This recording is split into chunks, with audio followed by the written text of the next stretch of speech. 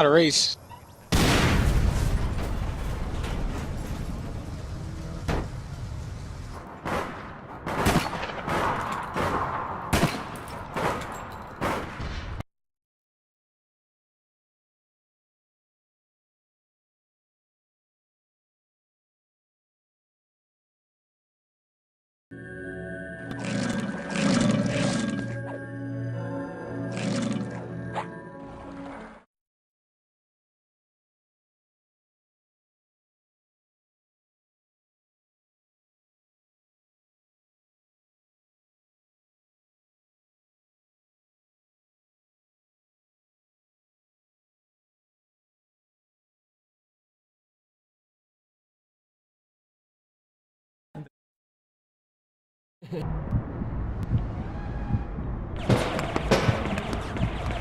According to UNC.edu, addicted gamers will fail to meet their ADLs to play MMO games.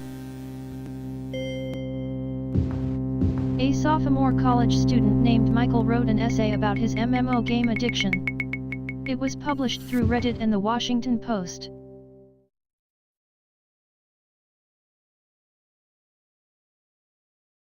Michael was severely addicted to the MMO League of Legends. He reported that he rarely ate, ceased contact with friends, and quit washing his clothes.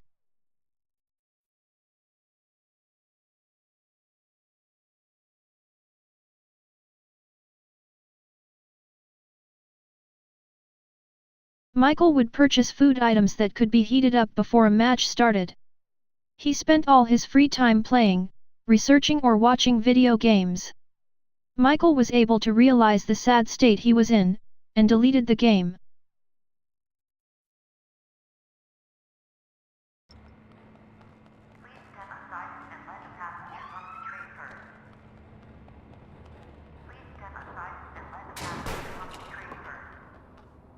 Michael was able to get his life on track, but some kids are not able to handle the type of game and or the duration.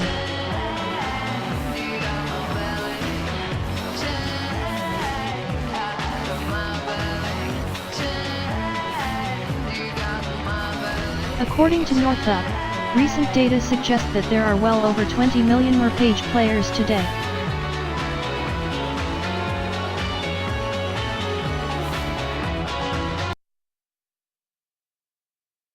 Today there are well over 39 million players. The most popular games are Dofus at 10 million and World of Warcraft at 7 million.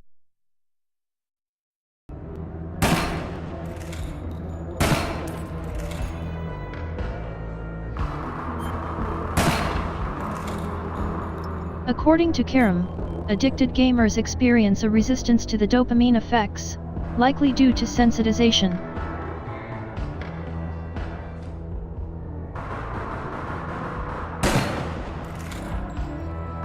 This physiological effect requires the gamers to play more to achieve the previous states of euphoria.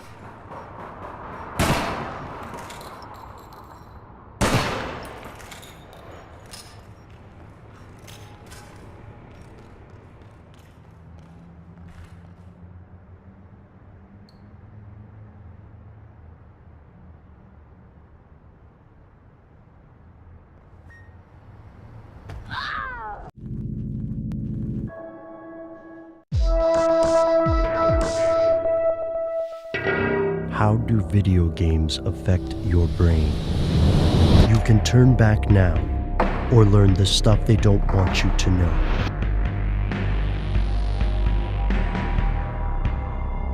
Here are the facts. We've heard the old warnings before, that video games can damage you, that gaming can impair your vision, lead to a loss of focus, and even make you more violent. But how many of these warnings are real? The answer might surprise you. Here's where it gets crazy. Gaming really does affect your brain, and these cognitive effects persist after you've stopped playing. The bad news first. These effects do differ depending upon the type of game you play, and violent games can have undesirable results. A study by the Indiana University of Medicine found that 1 week of violent gaming can lower activation in the left interior frontal lobe and the anterior cingulated cortex, areas responsible for controlling emotion and aggressive behavior. But the question here hinges more on the degree of these effects. How profoundly can video games change you? It's not all bad news. Cognitive researcher Daphne Bavelet found that rather than diminishing all cognitive ability, regular gamers consistently do better than non-gamers in certain areas. Regular gamers can better differentiate between shades of gray, are more efficient multitaskers, and better at aspects of spatial reasoning. This researcher also notes that moderation is a key factor in gaming. Just as wine may have health benefits in smaller amounts and bad effects in binges, moderate gaming can improve aspects of cognition, while excessive gaming can have less positive results. Some benefits are self-evident. For example, no one would be surprised that games requiring teamwork cultivate cooperation skills, or that games may improve hand-eye coordination. So will playing thousands of hours worth of a violent first-person shooter turn you into an emotionless, aggressive killer with excellent tracking skills and no empathy? Probably not. And while the sensationalist warnings of some past blustering politicians may have garnered votes, they also oversimplified the issue.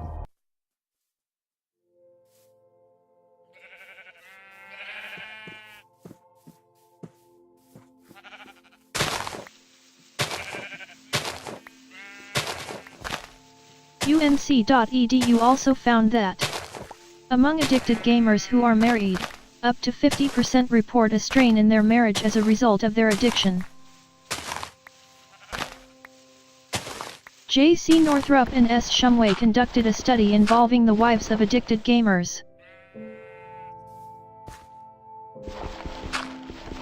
When wives explain the devastation on the family to their husbands, the wives' feelings are invalidated and devalued.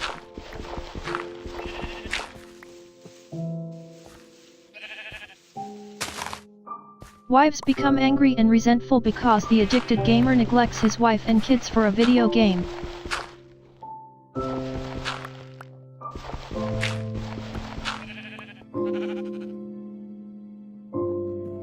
Sadly, the addict suffers also. His relief is temporary, and after the game his pleasure centers are resistant and the addict's symptoms become worse. To clarify, games are not bad. They have the potential to be abused like anything else. Parents need to regulate the amount of time kids play, and what kinds of games are played.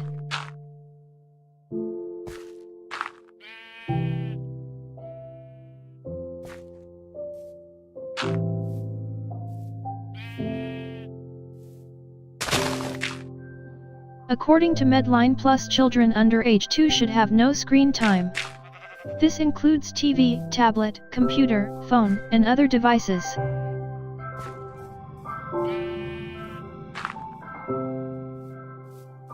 Furthermore, Medline Plus also states, games and videos aimed at very young children will not increase their development.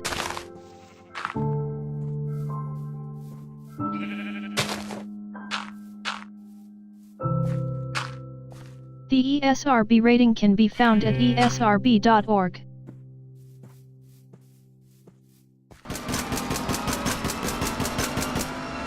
GamerWidow.com provides the wives of gamers with emotional support from others who are similarly afflicted.